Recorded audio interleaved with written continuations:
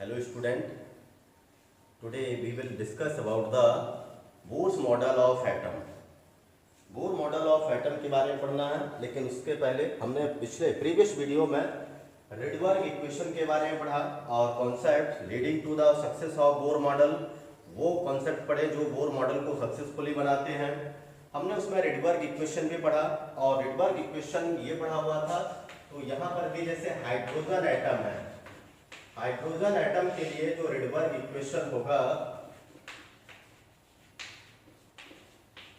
ये है 1/λ is equal to nu bar is equal to r into n1 का square 1/n2 का square.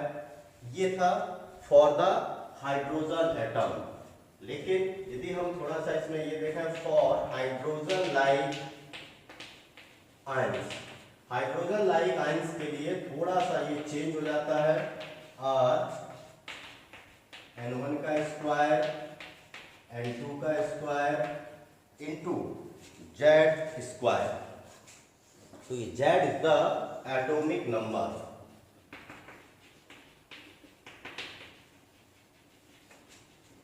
ये इक्वेशन उनके लिए है जो हाइड्रोजन लाइक आयंस है।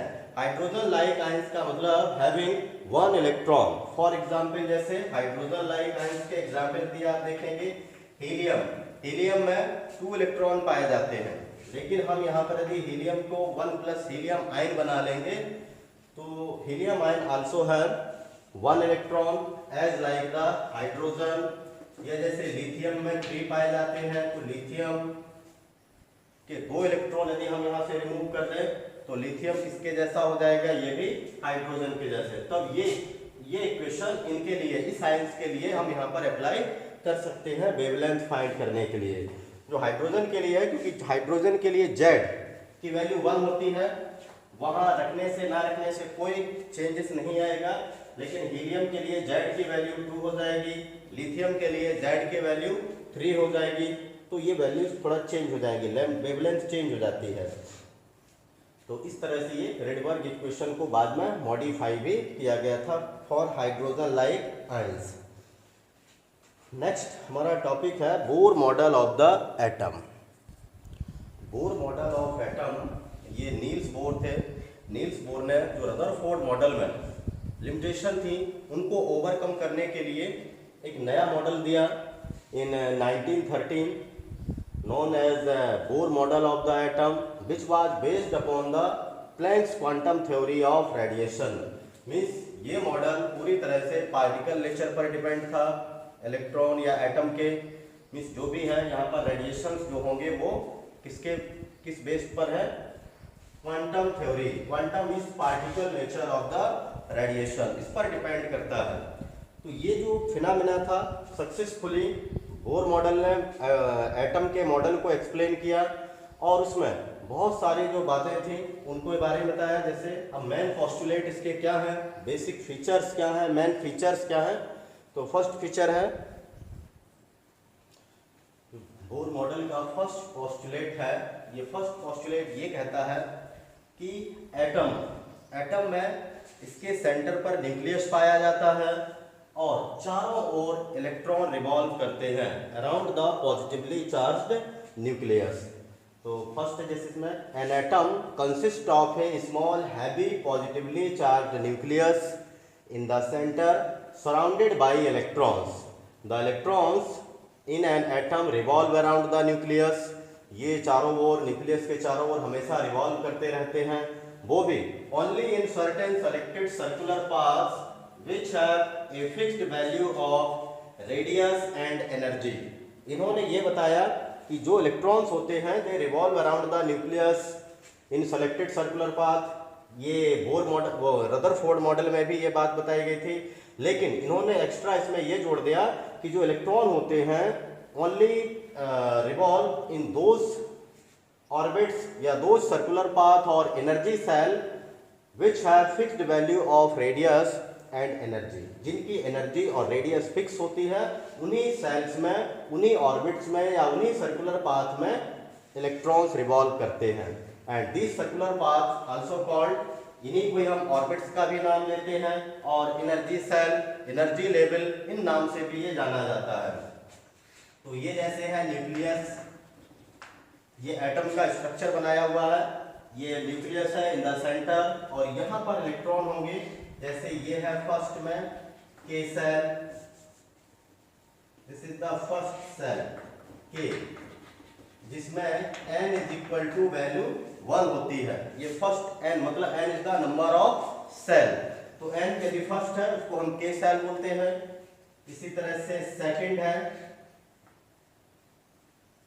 L सेल, इसमें n is equal to value 2 होती है।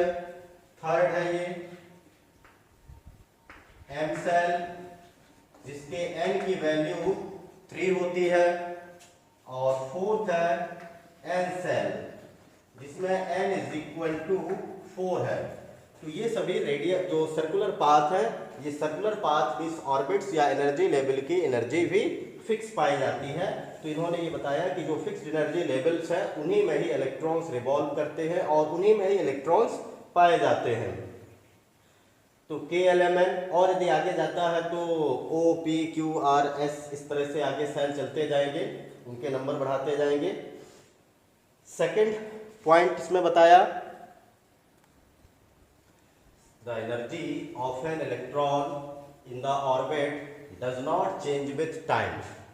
मीन्स जब कोई इलेक्ट्रॉन किसी ऑर्बिट में होता है तो वह टाइम के साथ एनर्जी चेंज नहीं होती है। जबकि यदि आप किसी सर्कुलर ऑर्बिट में लगातार क्या कर रहे हैं, रिवॉल्व कर रहे हैं, मीन्स यदि आप ग्राउंड में पहुंचे और ग्राउंड में लगातार सर्कुलर ऑर्बिट में दौड़ते रहें, तो आपका क्या होगा, टाइम के साथ एनर्जी लूज होती जाएगी। मीन्स लगातार आपकी एनर्जी कम होती जाएगी और अल्टीमेटली आप एक कंडीशन ऐसी आएगी वेयर यू विल फॉल, जहां पर आप जो है जरूर गिर जाएंगे। Because when the energy is totally consumed, जब पूरी तरह से कंज्यूम्ड हो जाएगी, हमारी एनर्जी नहीं बचेगी, तब हम अल्टीमेटली वहां पर गिर जाएंगे। लेकिन ऐसा इलेक्ट्रॉन के साथ नहीं होता है।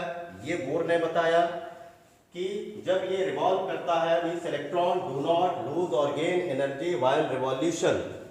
मीन्स वो इलेक्ट्रॉन जो है ना तो एनर्जी को लूज करते हैं ना ही गेन करते हैं in a definite orbit, in a particular orbit, एक किसी पर्टिकुलर ऑर्बिट में। तो इसका मतलब ये भी हुआ कि जो एनर्जी ऑफ द इलेक्ट्रॉन है in a particular energy shell remain constant, वो उसकी एनर्जी जो है कांस्टेंट रहेगी इलेक्ट्रॉन की, जब तक वह किसी पर्टिकुलर सेल में है। ऐसा नहीं है कि हमेशा, जैसे इलेक्ट्रॉन है वन सेल से अनदर सेल में जब जंप करता है, मूव कर जाता है, तब उसकी एनर्जी चेंज होगी। जब एनर्जी चेंज होगी तभी वह मूव कर सकता है from one shell to another shell, otherwise वह उसी ही सेल में हमेशा रहेगा। तो सेल की एनर्जी तो कांस्टेंट है, एनर्जी ऑफ इलेक्ट्रॉन ऐसा नहीं है कि हमेशा कांस्टेंट है, वह उसकी चेंज भी हो सकती है। यदि हम उसको इंसिडेंस कराएं किसी रेडिएशन को, या वहां से एनर्जी को एमिट हो जाती है, तो वह कम हो जाएगी या ज़्यादा हो जाएगी। लेकिन हम सेल की एनर्जी को चेंज नहीं कर सकते हैं, ना ही इसको इंक्रीज या डिक्रीज कर सकते हैं। इसलिए these are also called stationary state. जो सेल है वो स्टेशनरी स्टेट भी कहलाते हैं।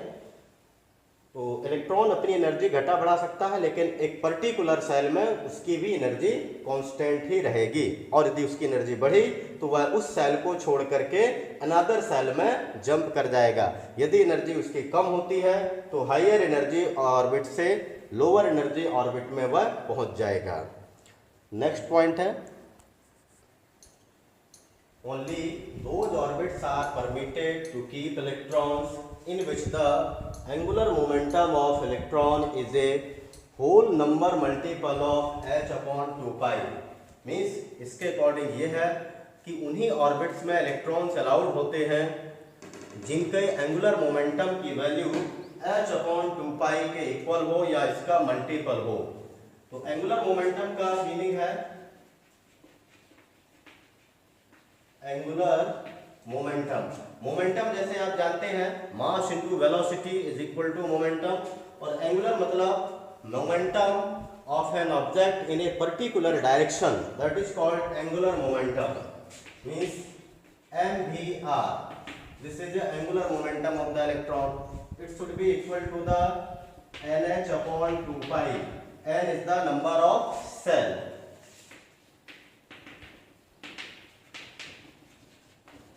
ये नंबर ऑफ सेल है, h/2 का इंटीग्रल मल्टीपल होगा, इस n इज इक्वल टू, जैसे if n is equal to 1 then mvr angular momentum is equal to h/2 के इक्वल हो जाएगा। n की वैल्यू हमने यहाँ पर 1 रख दी। इसी तरह से if n is equal to 2 then mvr is equal to 2h/2, 2 से 2 कैंसिल हो जाएगा तो h/π बचेगा। मीन्स जिसके एंगुलर मोमेंटम की वैल्यू h/2 है इसमें इलेक्ट्रॉन रह सकता है, जिसके h/π के इक्वल है इसमें भी इलेक्ट्रॉन रहेगा। इसी तरह से if n is equal to 3 तब एंगुलर मोमेंटम की वैल्यू हो जाएगी 3h/2, इसमें इलेक्ट्रॉन्स पाए जा सकते हैं। तो इसका मतलब है कि जो एंगुलर मोमेंटम होता है, angular momentum of electron is quantized. Quantized मतलब एक फिक्स वैल्यू होती है। मींस जब एंगुलर मोमेंटम क्वांटाइज्ड है तो इलेक्ट्रॉन और जो एनर्जी लेवल्स हैं they are also quantized, means they have fixed value of energy, वो भी उनकी फिक्स वैल्यू होती है। जैसे आपने क्वांटाइज्ड, ये क्वांटाइज्ड के लिए जैसे देखें,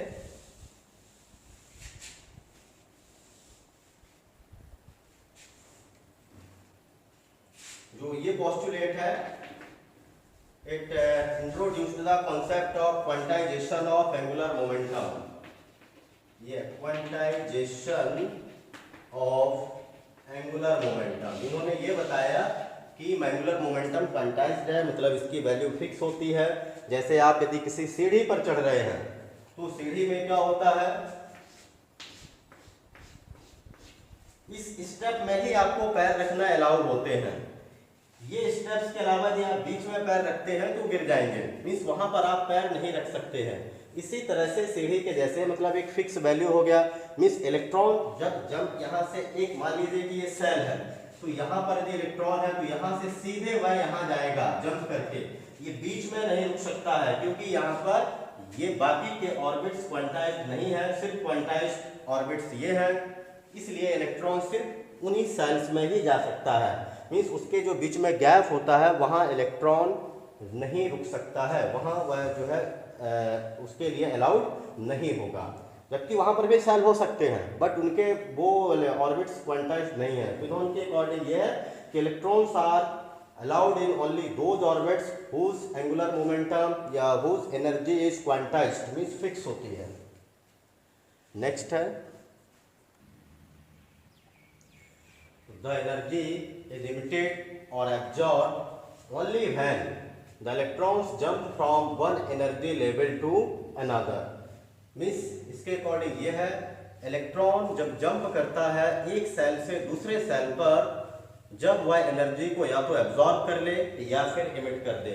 मीन्स जब तक वह एनर्जी उसको नहीं मिलेगी, यह एनर्जी लूज नहीं करेगा, तब तक वह उसी सेल में ही रहेगा।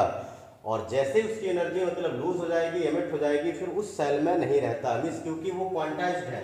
मीन्स इस तरह से है कि जैसे मान लीजिए कि ये फर्स्ट सेल है, के सेल, ये सिर्फ हम मान करके चल रहे हैं, लेट इस सेल की एनर्जी मान लीजिए कि 5 इलेक्ट्रॉन वोल्ट के इक्वल है। This is the energy of the shell, 5 electron volt. इसमें जो इलेक्ट्रॉन होगा मीन्स उसकी एनर्जी भी कितनी होगी, 5 इलेक्ट्रॉन वोल्ट के ही इक्वल होगी, तभी वह वहां पर रुका रहेगा। यदि इस इलेक्ट्रॉन की एनर्जी क्या हो, 5 इलेक्ट्रॉन वोल्ट से कम हो जाए या ज्यादा हो जाए, तब यहाँ पर स्टेबल नहीं रहेगा। मान लीजिए कि हमने ये सेकंड वाले की एनर्जी है 10 इलेक्ट्रॉन वोल्ट के इक्वल। अब इस इलेक्ट्रॉन को हमने एनर्जी दिया 5 इलेक्ट्रॉन वोल्ट और ऐड कर दिया, तो ये इलेक्ट्रॉन यहां से मूव करके ये यहां पर पहुंच जाएगा, इसमें जंप कर जाएगा ये, क्योंकि अब उस इलेक्ट्रॉन की एनर्जी बढ़ करके कितना हो गया, 10 इलेक्ट्रॉन वोल्ट। तो 10 इलेक्ट्रॉन वोल्ट के बराबर जब उसकी एनर्जी हो गई तो वह उसी सेल में ही जाएगा जिस सेल की एनर्जी 10 इलेक्ट्रॉन वोल्ट के इक्वल होगी, अदरवाइज वह वहां पर स्टेबल नहीं रह सकता है। और बढ़ाएंगे तो और आगे हायर एनर्जी वाले ऑर्बिटल्स पर पहुंच जाएगा। तो इस तरह से लगातार ये जंप करता जाएगा और वहां जाकर के रुकेगा जहां पर उसकी एनर्जी उसके इक्वल है। लेकिन एक्चुअल एनर्जी है इस इलेक्ट्रॉन की 5 इलेक्ट्रॉन वोल्ट, हमने उसको दे करके बढ़ा दिया आगे 10 इलेक्ट्रॉन वोल्ट कर दिया, वहां जाकर के यह स्टेबल नहीं होगा और फिर से रिटर्न होना चाहता है अपने ग्राउंड स्टेट में। मींस ये इलेक्ट्रॉन यहां था तो इसको बोलेंगे ग्राउंड स्टेट, और ground state is the stable state, ये स्टेबल भी होती है। और जिस पर ये पहुंचा हुआ है इसको बोलेंगे एक्साइटेड स्टेट। ये excited state means higher energy जो ऑर्बिट्स होते हैं they are called excited state for an electron when it jump from lower energy to higher energy. Means जो इलेक्ट्रॉन ऑलरेडी पहले से यहाँ पर होगा उसके लिए ये और ग्राउंड स्टेट कहलाएगी, जो पहले से यहाँ पर ही होगा वह उसके लिए ग्राउंड स्टेट हो जाता है। जब वह जंप करके हायर एनर्जी पर जाएगा तब उसे एक्साइटेड स्टेट हम बोलते हैं।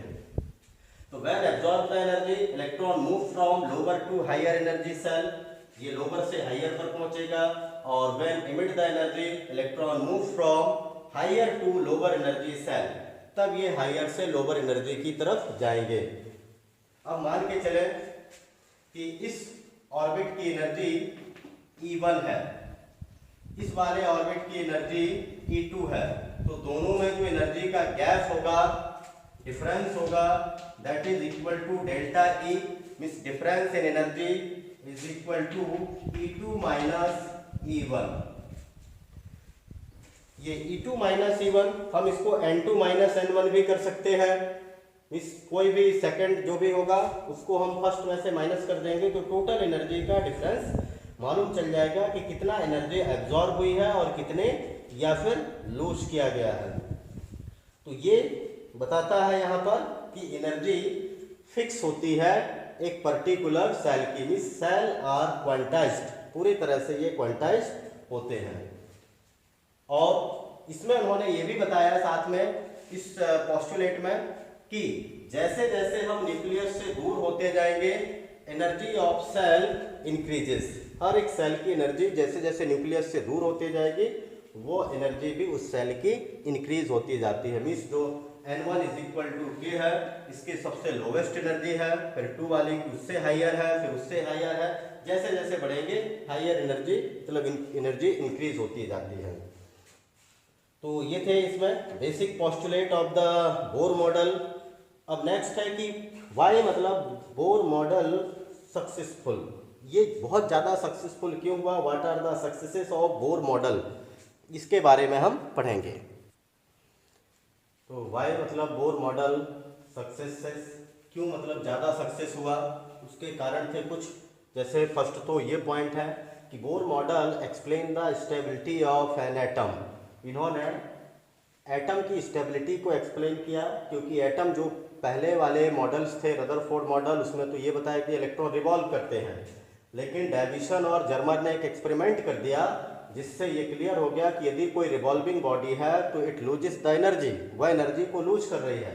मीन्स ये हो गया कि इलेक्ट्रॉन यदि लगातार रिवॉल्व कर रहा है तब इलेक्ट्रॉन की एनर्जी खत्म हो जाना चाहिए, और अल्टीमेटली एक स्टेज मतलब जैसे यहाँ पर एनर्जी है ये लगातार घटते जाएगी, तो यहाँ पर है ये न्यूक्लियस, ये इलेक्ट्रॉन एक समय पर किसमें फॉल हो जाएगा, न्यूक्लियस में। न्यूक्लियस में गिरते ही एटम की स्टेबिलिटी तो खत्म हो जाएगी, क्योंकि एटम तो कभी भी मतलब जो है इस तरह से नहीं होता है एटम में कि इलेक्ट्रॉन न्यूक्लियस के अंदर ही गिर जाए, तो ऐसा नहीं हो रहा था। लेकिन इन्होंने जब बताया कि इलेक्ट्रॉन जो होते हैं नाइदर मतलब जो है लूज और गेन एनर्जी वाइल रिवॉल्यूशन, जब वो रिवॉल्व करते हैं ना तो एनर्जी गेन करते हैं ना ही लूज करते हैं, इसलिए वो स्टेबिलिटी को सक्सेसफुली एक्सप्लेन कर पाए। सेकंड था it successfully explain the atomic spectrum of hydrogen. जैसे हमने एटॉमिक स्पेक्ट्रम ऑफ हाइड्रोजन के बारे में पढ़ा था कि नंबर ऑफ सेल्स होते हैं, जब हम उसमें इसको एनर्जी देते हैं तो इलेक्ट्रॉन क्या होते हैं वहां से इमिट होते हैं in the form of radiation. और इमिट कैसे भी होते हैं, जैसे ये एनर्जी लेवल है E1 E2, एक इलेक्ट्रॉन यहाँ पर है ग्राउंड स्टेट में, ये ग्राउंड स्टेट से कहाँ पहुंच जाएगा, एक्साइटेड स्टेट में। And at excited state the electron is unstable. यहाँ पर इलेक्ट्रॉन यदि ग्राउंड स्टेट का है, यहाँ पहुंचेगा तो ये अनस्टेबल हो जाएगा। अनस्टेबल होने के कारण electron tend to come back, फिर से ये कहाँ आना चाहता है, वापस आना चाहता है टू लोअर एनर्जी लेवल और टू देयर ग्राउंड स्टेट, अपने ही ग्राउंड स्टेट में फिर से ये रिटर्न होना चाहता है। मीन्स ये इलेक्ट्रॉन जो यहाँ से जंप करके इधर तक पहुंचा है, वो इलेक्ट्रॉन फिर से वापस आना चाहेगा। और वापस ये तभी आ सकता है जब यहाँ से ये रेडिएशन, जितना एनर्जी इसने यहाँ पर एब्जॉर्ब किया हुआ था इस इलेक्ट्रॉन के द्वारा, वो एनर्जी को क्या करेगा, एमिट कर देगा। तो जो इमिटेड रेडिएशंस है, मीन्स जो हमने जैसे भी फॉर्मूला पढ़ा हुआ था, delta E is equal to E2 minus E1, और E2 माइनस E1 मतलब delta E, it is also a energy, ये भी एक तरह से एनर्जी है। तो इसको आप E2 minus E1 is equal to, E is equal to according to Planck quantum theory E is equal to h nu. तो इस E के इक्वल हमने क्या रख लिया, h न्यू रख लिया। Means nu is equal to, यदि आपको यहाँ पर फ्रीक्वेंसी कैलकुलेट करना है तो ऐसे कर सकते हैं E2 minus E1 upon h, h is the Planck constant. तो यहाँ से आप जो रेडिएशन इसने इमिट किया है, उस इमिटेड रेडिएशंस की फ्रीक्वेंसी को आप इजिली कैलकुलेट कर सकते हैं इस फॉर्मूले के द्वारा, nu is equal to E2 minus E1 upon h। और न्यू इज इक्वल टू, जैसे आपने पढ़ा हुआ है, c बाई लैम्डा भी होता है। Frequency is equal to velocity of light upon wavelength of the radiation. तो इस न्यू की जगह पर ये भी रख सकते हैं, c by lambda is equal to E2 minus E1 upon h। यहाँ से आप लैम्डा कैलकुलेट कर सकते हैं, मींस वेवलेंथ कैलकुलेट कर सकते हैं, and wavelength is equal to हो जाएगा h into c upon E2 minus E1, या lambda is equal to hc by delta E। या तो इसको लिखें या फिर इसको इस तरह से किसी भी तरीके, डेल्टा E का मीनिंग ही है E2 माइनस E1। तो हम यहाँ पर इजिली वेवलेंथ भी कैलकुलेट कर सकते हैं। तो ये बताता है, और यही सेम जब ये रेडिएशन इमिट होते हैं, हम इमिटेड रेडिएशन को जब स्पेक्ट्रोस्कोप में एनालाइज कर लेते हैं, उसी से स्पेक्ट्रम का फॉर्मेशन होता है। तो स्पेक्ट्रम में जैसे आपने देखा कि हाइड्रोजन के स्पेक्ट्रम में नंबर ऑफ लाइंस अपीयर हो रही थी which belongs to the ultraviolet region, some are belongs to the visible region and some belongs to the infrared region। and also मतलब जो है we already studied about the different series, Lyman series, Balmer series, Pascal, Brackett and P-Fund। these are the series which after the name their discoverer, उनके name के बाद मतलब इनको series को नाम दिया गया है। तो वो सीरीज के बारे में जैसे कौन कौन सी सीरीज है, Bohr model had been calculating frequency, wavelength of the emitted radiation। इसी तरह से आगे इसके द्वारा हम ये भी इसमें कैलकुलेट कर सकते हैं कि what are the number of lines appeared in the spectrum of hydrogen, या जो हाइड्रोजन लाइक आयंस थे उनमें नंबर ऑफ लाइंस कितनी अपीयर्ड होंगी। तब हम इसको भी इजीली कैलकुलेट, अलग अलग सीरीज में इसे कैलकुलेट कर सकते हैं। जैसे कि मान लीजिए कि यहाँ पर हमने लाइमन सीरीज लिया, फॉर लाइमन सीरीज कोई इलेक्ट्रॉन जंप करता है n2 is equal to 4 to n1 is equal to 1, मतलब 4 से 1 पर, जैसे यहाँ पर है एनर्जी लेवल 4, ये 4 से यदि 1 पर जाएगा तो हाइड्रोजन स्पेक्ट्रम में नंबर ऑफ लाइंस कितनी अपीयर होंगी, ये भी हम यहाँ पर कैलकुलेट कर सकते हैं। अब जैसे इसको इस तरह से भी समझा जा सकता है, ये n इज इक्वल टू 1 2 3 और ये है 4, इस तरह से है। तो ये 4 से डायरेक्ट ही 1 पर पहुंच सकता है, या फिर ऐसे भी हो सकता है कि ये 4 से पहले जाए 3 पर और फिर वो 2 पर, और 2 से जाए फिर 1 पर, या फिर ऐसे भी इसे कैलकुलेट किया जा सकता है कि ये 4 से गया पहले 3 पर और 3 से गया फिर 1 पर, या फिर इस तरह से भी हो सकता है कि 4 से 3, 3 से 2 और 2 से 1, इस तरह से मतलब ये भी यहाँ पर जा सकते हैं।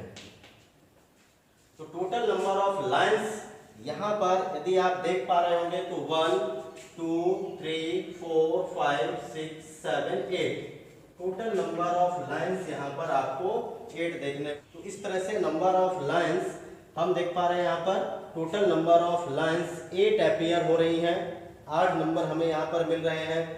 अब हम इसी में एक फॉर्मूले जैसे लाइमन सीरीज के लिए n1 = 1 होता है, बाल्मर यहाँ पर देखें जैसे दोनों चीजों में थोड़ा सा एक सिमिलरिटी होती है। लाइमन सीरीज के लिए फर्स्ट ट्रांजिशन होगा 2 से 1 पर, जब 2 से इलेक्ट्रॉन 1 पर जाएगा तो उसके फर्स्ट ट्रांजिशन, लेकिन बाल्मर सीरीज के लिए जो फर्स्ट ट्रांजिशन होगा वह होगा 3 से 2 पर। सेकेंड ट्रांजिशन यदि हम बाल्मर में लेंगे तो 4 से 2 पर आएगा, जबकि सेकेंड ट्रांजिशन लाइमन के लिए आएगा 3 से 1 पर। इसी तरीके से यदि हम पास्कल सीरीज में ले रहे हैं, पास्कल में यदि हमें सेकेंड ट्रांजिशन देखना है तो सेकेंड का मतलब हो जाएगा 5 से 3 पर। तो इस तरह से हम नंबर ऑफ लाइंस यहाँ पर जैसे 8 lines of spectral line appear हो रही हैं, ये स्पेक्ट्रल लाइन को और भी एक फॉर्मूले के द्वारा हम इजीली कैलकुलेट कर सकते हैं।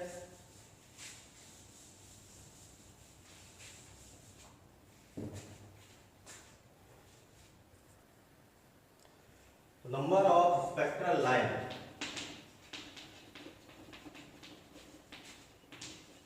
ये फॉर्मूला इसके लिए है n2 - n1 into n2 - n1 + 1 upon 2। इस फॉर्मूले पर यदि आप वैल्यू रख देंगे n2 n1 की तो स्पेक्ट्रल लाइन कैलकुलेट कर सकते हैं। जैसे यदि हम इफ n1 = 1 ले रहे हैं और n2 = 5 यहाँ वैल्यू रखेंगे तो नंबर ऑफ जो लाइंस अपीयर्ड होंगी स्पेक्ट्रम में वो हो जाएंगी 5 - 1 इंटू 5 - 1 + 1 अपॉन 2, ये हो जाएगा 4 इंटू 5/2, ये नंबर ऑफ लाइंस 10 आ गया है। तो यहाँ पर 10 स्पेक्ट्रल ऑफ लाइंस अपीयर होंगी when an electron jump from 5 energy state 5th energy state to 1st energy state in Lyman series. ये लाइमन सीरीज में बाल्मर में यदि रख देते हैं इसी वैल्यू को तो बाल्मर के लिए n1 = 2 हो जाएगा, तो ये 2 और ये भी 2, तब ये वैल्यू आपकी चेंज हो जाएगी यहाँ पर और हो जाएगा 5 - 2 3 इंटू 5 - 2 3 + 1 4/2 12/2 मीन्स यहाँ पर आ गया ये 6 लाइंस। तो 6 लाइंस होगा किसमें, बाल्मर सीरीज के लिए। जब इलेक्ट्रॉन 5th से ग्राउंड स्टेट पर आएगा मीन्स सेकंड स्टेट पर पहुंचेगा तब वह नंबर ऑफ लाइंस वहां पर अपीयर होंगी 6। तो ये भी मतलब बोर मॉडल ने इजीली बताया कैसे हम नंबर ऑफ लाइंस को कैलकुलेट कर सकते हैं। जैसे दूसरा तरीका ये भी है, ये नंबर ऑफ लाइंस कैलकुलेट करने के लिए ये जैसे बाल्मर सीरीज में ही देखें 5 से मान लीजिए 4 पर जा सकता है, 4 से 3 पर भी, 5 से 3 पर भी जा सकता है और 5 से 2 पर। तो यहाँ पर होगी कितनी लाइंस 3। अब वही पहले भी जब 4 से जाएगा तो फिर 4 से 3 पर भी जाएगा और 3 से 2 पर भी जाएगा। इसी तरीके से ये 3 से भी जा सकती है 2 पर। तो नंबर ऑफ लाइंस 1 2 3 4 5 और ये 6। तो यहाँ पर भी ये टोटल हमें 6 स्पेक्ट्रल लाइंस देखने को मिल रही हैं। तो फॉर्मूले पर रख करके या ऐसे भी हम उसको कैलकुलेट कर सकते हैं। ये सभी के लिए कैलकुलेशन इसी तरह से हम फॉर्मूले पर अग्री रख करके कैलकुलेट कीजिए, जल्दी हो जाएगा, टाइम भी सेव हो जाएगा। थर्ड पॉइंट है इसका, क्यों सक्सेस हुआ, व्हाट आर द सक्सेसेस में। बोर मॉडल है, it also help in calculating the energy of electron. Bore ने मतलब एक सिंपल रिलेशनशिप दिया जिसके द्वारा हम किसी इलेक्ट्रॉन के पर्टिकुलर ऑर्बिट में एनर्जी कैलकुलेट कर सकते हैं और इन्होंने उसके लिए बारे में ही ये ज़्यादा जानकारी देता है। तो इन्होंने एक सिंपल कैलकुलेशन दिया, En मतलब energy of the nth shell is equal to -RH 1/n²। इस फॉर्मूले पर यदि आप वैल्यू जैसे और RH है रेडबर्ग कांस्टेंट। ये रेडबर्ग कांस्टेंट है। N is the number of shell. किस सेल का है, मींस फर्स्ट में है तो 1, 2 में है तो 2, ऐसे 3, 4 कोई भी वैल्यू यहाँ पर रख सकते हैं। 1 हो, 2 हो, 3 हो, जो भी रखना है वो रखी जा सकती है। जो RH की वैल्यू होती है 2 pi square me to the power 4 upon h square. ये रेडबर्ग कांस्टेंट की वैल्यू है। इसको यदि आप रख देंगे यहाँ पर तो energy of NH shell is equal to minus 2 pi square me to the power 4 n square upon h square. अब m तो मास ऑफ इलेक्ट्रॉन है, ये वैल्यू हो जाएगी 9.131 किलोग्राम। E जो है ये चार्ज ऑन इलेक्ट्रॉन है 1.602 into 10 to the power minus 19 coulomb. और H is the Planck constant, इसकी वैल्यू होती है 6.626 into 10 to the power minus 34 joule second. तो ये सभी वैल्यूज हम इस फॉर्मूले पर रख देंगे तो हमें मिल जाएगा En is equal to minus 2.18 into 10 to the power minus 18 upon n square. ये सभी वैल्यू रख देंगे, पाई का, m का, e का, h का, तो ये मिल जाएगा और ये होगा joule per atom. Minus 2.18 into 10 to the power minus 18 upon n square joule per atom. इसी को यदि हम इलेक्ट्रॉन वोल्ट में यदि लिखना चाहें तो ये हो सकता है minus 13.595 upon n square electron volt. ये वैल्यू इलेक्ट्रॉन वोल्ट में हो जाएगी। और इसी को यदि हम मोल में निकालें, मतलब 1 मोल ऑफ एटम में किस सेल की एनर्जी कितनी होगी, तो ये हो जाएगा माइनस 1311.8 अपॉन n स्क्वायर। और ये approximate value kilo joule per मोल। तो ये किलो जूल पर मोल में एक्चुअल मतलब 1311.8 अपॉन n स्क्वायर, या फिर इसको approximate minus 1312 upon n square kilo joule per मोल।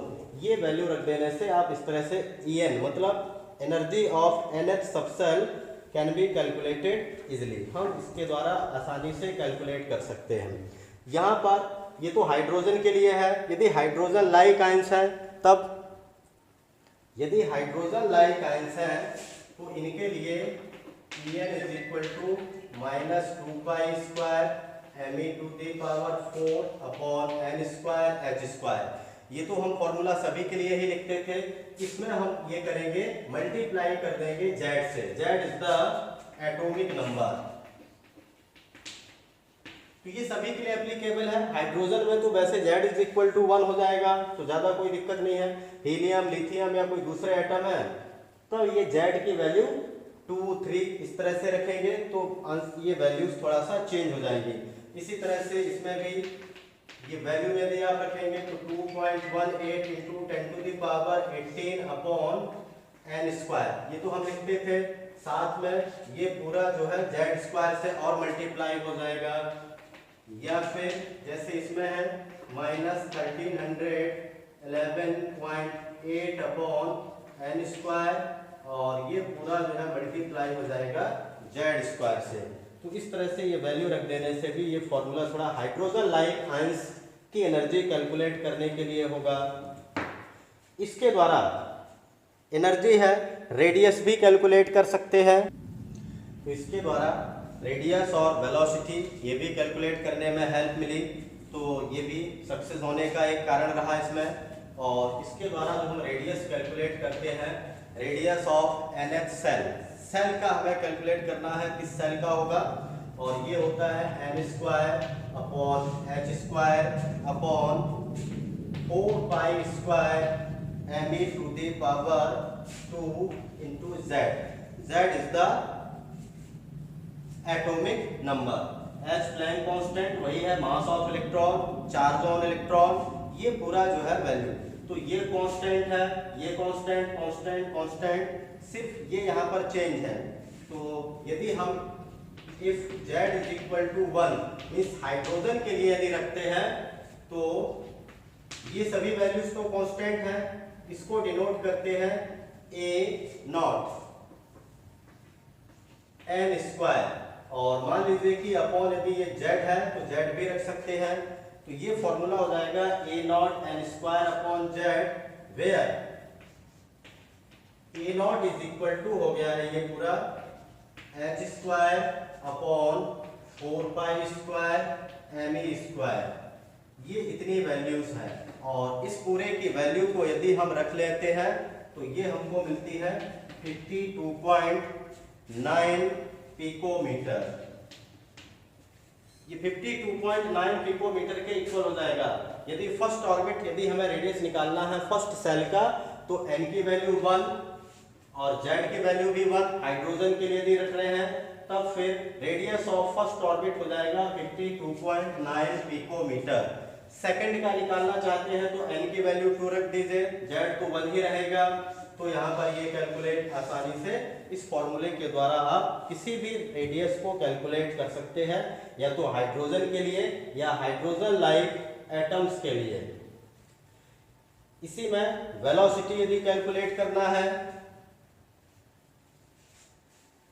तो वेलोसिटी हो जाएगा,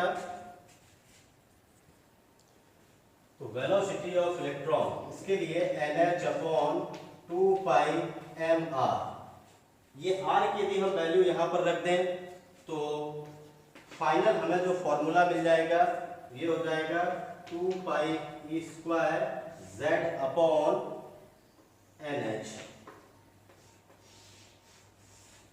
ये सभी यहाँ पर वैल्यूज रख देने से वेलोसिटी मिल जाएगी, और वेलोसिटी में ये तो सभी वैल्यू कांस्टेंट है, h कांस्टेंट है, तब हो जाएगा ये सभी वैल्यूज रखने के बाद 2.19 into 10 to the power 6 into z upon n। z upon n क्योंकि ये चेंज होते हो सकते हैं तो इस तरह से भी ये मीटर पर सेकंड ये यूनिट हो जाएगा। तो ये हम यहाँ पर इस फॉर्मूले के द्वारा कैलकुलेट कर सकते हैं वेलोसिटी ऑफ द इलेक्ट्रॉन। तो जब कोई एनर्जी इलेक्ट्रॉन जंप करता है E1 से E2 या मान लीजिए इनिशियल ग्राउंड स्टेट से फाइनल एक्साइटेड स्टेट तक, तो हम वहाँ पर energy E final minus initial minus कर देंगे तो डिफरेंस इन एनर्जी भी कैलकुलेट कर सकते हैं। तो वो डिफरेंस इन एनर्जी कैलकुलेट करना भी आसान हो सकता है। तो ये जर्नल जो सक्सेस होने के कारण थे, क्योंकि इससे हम बहुत कुछ कैलकुलेट कर सकते हैं। और इन्होंने जो क्वांटाइजेशन का कॉन्सेप्ट दिया वो तो सबसे ज़्यादा मतलब बोर मॉडल को सक्सेसफुली बनाता है, क्योंकि ऐसा पहले किसी भी मॉडल में इस तरह से बातें नहीं कही गई थी। लेकिन फिर भी इसमें कुछ लिमिटेशन है। तो इसकी लिमिटेशन थी बोर एटॉमिक थ्योरी की, इन्होंने काफ़ी कुछ बताया, लेकिन जो मेनली मतलब ये फोकस था वो हाइड्रोजन पर फोकस था। Means it could not explain the line spectra of multi electronic system, मतलब the atom which contain more than one electron, उनके स्पेक्ट्रम को ये एक्सप्लेन नहीं कर पाए। तो इस तरह से ये सिंगल इलेक्ट्रॉनिक सिस्टम स्ट्रक्चर को ही उसके ही स्पेक्ट्रम को एक्सप्लेन कर सकता था। इसी तरह से जब हम इसको मैग्नेटिक फील्ड या इलेक्ट्रिक फील्ड में स्पेक्ट्रल लाइन को पास कराते हैं तो they split into fine spectral line, और भी मतलब रेडिएशंस में स्प्लिट हो जाते हैं। तो splitting of spectral line in magnetic field is called Zeeman effect, and इसी तरह से splitting of spectral line in electric field is known as Stark effect. इन दोनों फिनोमेना को एक्सप्लेन ये नहीं कर पाए, नहीं बता पाए कि क्यों मतलब ये रेडिएशन स्प्लिट हो रहे हैं, क्या कारण रहा है।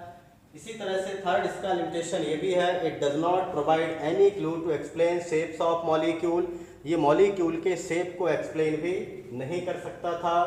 फोर्थ है unable to explain dual nature of matter and uncertainty principle. Main objection तो तब आए बोर थ्योरी में, बोर मॉडल के लिए, जब डुअल नेचर ऑफ मैटर और अनसर्टेनिटी प्रिंसिपल को डिस्कवर किया गया, क्योंकि मैटर तो डुअल नेचर भी शो करता है, as like the electromagnetic radiation, particle nature और वेव नेचर। मैटर भी इसी तरह से शो करता है, पार्टिकल और वेव नेचर, और अनसर्टेनिटी प्रिंसिपल। तो इन दोनों को एक्सप्लेन ये नहीं कर पाए, ये मेन ऑब्जेक्शन थे इनके लिए। जिसके बाद लेकिन फिर भी ये मॉडल काफ़ी सक्सेसफुल मॉडल माना गया था, और आज भी मतलब वो हमारे चलन में है, क्योंकि अब इसी के द्वारा ही हम बहुत सारी चीज़ें कैलकुलेट कर सकते थे। तो आज के इस वीडियो में इतना ही। Thank you, have a nice day.